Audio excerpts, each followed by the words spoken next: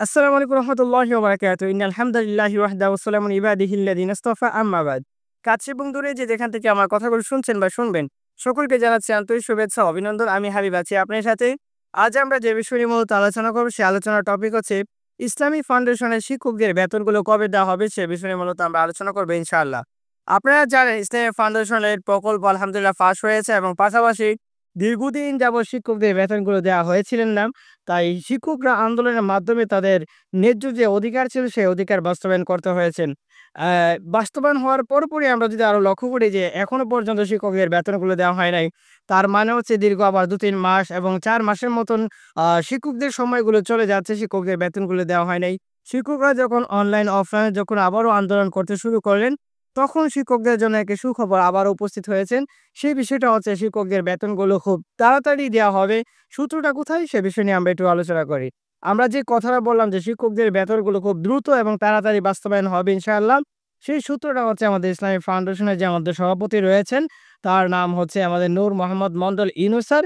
তো ইনি আজকে আমাদের লাইভের মাধ্যমে তিনি ঘোষণা দিয়েছেন, খুব শীঘ্রই আমাদের শিক্ষকদের বেতনগুলো দেওয়া হবে এবং প্রকল্প আলহামদুলিল্লাহ পাস হয়েছে, এটা তো জানেনই। তার পাশাপাশি আমাদের যে বেতন বরাদ্দ হয়েছে, সেটাও মূলত আমাদের সিগনেচারের মাধ্যমে আমাদের বাস্তবায়ন হয়েছেন। তো খুব শীঘ্রই মূলত আমাদের শিক্ষকদের বেতনগুলো দেওয়া হবে ইনশাআল্লাহ। তার পাশাপাশি আমরা একই বলিষ্ঠ কণ্ঠে আওয়াজ তুলতে চাই এটা, যে শিক্ষকদের বেতন প্রতি মাসের বেতন যেন প্রতি মাসে দেওয়া হয়। কেননা শিক্ষকদের সাথে এখানে বৈষম্য তৈরি করা হয়। অন্যান্য যারা সরকারি চাকরি করছেন, তাদের বেতনগুলো প্রতি মাসে দেওয়া হয়েছে। কোনো শিক্ষকদের বেতনগুলো এমন হয় না যে প্রাইমারি বলেন, হাই স্কুল বলেন বা ইউনিভার্সিটি শিক্ষকদের বলেন বা কলেজের শিক্ষকদের বেতনগুলো বলেন যে তারা ২ মাস ৩ মাস পর পরে তাদের বেতনগুলো দেওয়া হচ্ছে। এমন হয় নাই কিন্তু, বাট একমাত্র ইসলামী ফাউন্ডেশনের শিক্ষকদের বেতনগুলো ২ মাস, ৩ মাস, ৪ মাস যাবৎ চলে যায় এবং ৫ মাসও চলে যায়। শিক্ষকদের বেতনগুলো ৫-৬ মাস পরে আবার আন্দোলন করার মাধ্যমে শিক্ষকদের বেতনগুলো দেওয়া হচ্ছে। তো আমরা আসুন আমরা নিজেদের স্থান থেকে আমরা বলিষ্ঠ কণ্ঠে আওয়াজ তুলি এটাই, যে ইসলামী ফাউন্ডেশনের শিক্ষকদের বেতনগুলো যেন প্রতি মাসে তাদের আদায় করা হয়। সেই বিষয় নিয়ে মূলত আমরা নিজ নিজ স্থান থেকে ভূমিকা পালন করার জন্য বিশেষভাবে আমার পক্ষ থেকে আহ্বান করা হলো।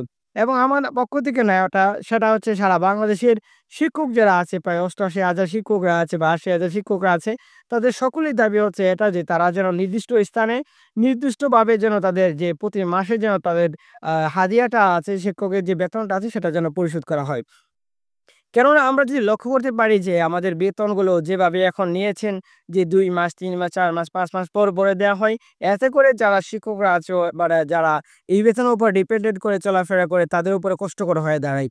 এজন্য আমরা নিজের স্থান থেকে ইনশাআল্লাহ আমরা দাবি তুলব এবং শিক্ষকরা হচ্ছে উত্তম মানুষ, এবং কেন রাসূলুল্লাহ সাল্লাল্লাহু আলাইহি সাল্লাম এক হাদিসের মধ্যে ইরশাদ করেছেন, দুনিয়ার শ্রেষ্ঠ উত্তম মানুষ হচ্ছে আলেম ওলামারা, এবং যারা দ্বীনের শিক্ষা অর্জন করে এবং শিক্ষা দেয়, তারাই হচ্ছে শ্রেষ্ঠ উত্তম মানুষ।